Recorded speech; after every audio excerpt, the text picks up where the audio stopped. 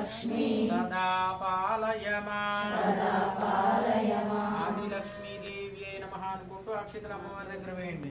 ఓం పూర్వస్వహాదిలక్ష్మీ మంగళ రూపిణి మంత్ర నివాసిని మంత్రనుతే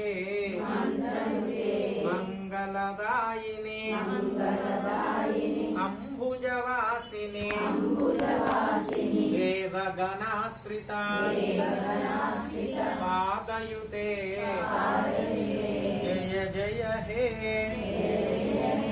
జయ జయ హే మధుసూదన కామిని